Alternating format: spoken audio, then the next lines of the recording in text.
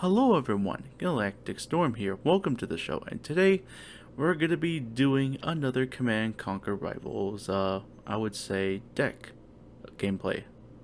So yeah, I apologize that I'm doing lack of videos at the moment because I'm paying attention to Redemption right now, and I'm still doing more scenes for the series. And it requires all my time and attention, plus with the new job, and I'm going to be playing Modern Warfare a lot because that game's freaking amazing. I played it a lot with my brother already. We agree it's a good game. It does have its issues and that, but anywho, we're not going to be talking about Modern Warfare, and I'm not going to be doing any weapon guides for it because, well, I'm just not interested in doing a weapon guide, and when I do that, it's going to stir my attention away to the Redemption series. So yeah, so this deck is from the Brotherhood of Nod, and I call this the Ranger Danger deck. And I'll explain that in a second. Basically, it's an aggressive / defensive deck. You go after the harvesters, you keep an eye on the pads, and you hold them with a vice-like grip.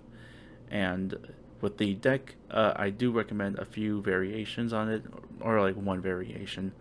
But first off, we're going to be opening the Hand of Nod with the Militants, the Laser Squads, and the Scarabs. Militants are your scouting units that are going to take on infantry. Laser Squads are going to take on early vehicles and anti-air units. And the Scarabs, which are one of my favorite units, you could use those for defending the pads, or even, if you're more daring, use them against the harvesters and you'll be able to get a quick gain. Or you can just, like I said, defend the pads and the main goal that's behind it. Or with the Scarabs, you could replace them with the Mutant Marauders. They do more against vehicles, and they are definitely worth its money. But I'm using the Scarabs because they're not just good at ground units, but they're really good against air units too, if they go by them. You just have to prepare them very quickly, and let them be on guard. And for the War Factory, we've got two units. We have the attack bikes that can help against vehicles and aircraft, and we can also use them to take on harvesters too. But the main theme is the Giga Cannon. The Giga Cannon is a two-ranged unit, or known as the Scoot and Shoot within the community.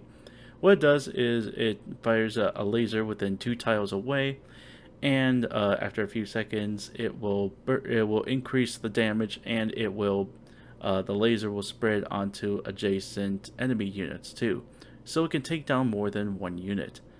These things are very good against vehicles, just not as well on infantry, just to warn you. And they are fragile, so that's why you should have them protected, like with laser squads or militants, depending on what you're dealing with in that. And then for our last pick, we're going to be choosing the Banshee from the air tower. Those will take down ground units and air units too, so it's a versatile unit and cheap. This is a very cheap deck to have all around. And as my commander, I'm using Oxana, and that would increase the speed and the damage on your units, but they will have a huge reduction on their health, so they will die a lot faster. The results will be a lot faster too. So you could use the Giga Cannon and Oxana, I apologize, and you could just go to town with multiple ground units, and you can kill them very quickly. So yeah, let's get some gameplay rolling, shall we? I had a lot of gameplay when it comes to this deck, but unfortunately a lot of them involved tech decks, and they're pretty expensive. So this one gave me a run for my money, and I apologize if you see some stuff that's above the screen. I was recording this while I was doing, it's my phone, so you're going to see some random stuff in there. So I start with militants. The militants are taking down the missile squads. They're trying to rush my harvester there, try to get a quick profit. And you can see from the deck, it's pretty good that he has. He has the missile squads, the jump jet troopers, predator tanks, APCs, the talons, and the juggernaut as his main goal. So he's trying to put some shooting onto my base. I try to hold my position on the scarab on the other pad, and then he brings out the talons, and he's going to start mowing down my infantry. So this is going to be a little interesting. You're going to be seeing the the talons more than in this game. So I got the first pad very quickly with a steal. He wasn't contesting his other pad there. So I was able to take him down, and I brought out the attack bikes just to take down the talons there. And then I brought out a Banshee just to deal with the other one. The Banshee works well with the talons, but the talons can also do the same amount of damage as the Banshee. And he brought the jump jet troopers on the center pad.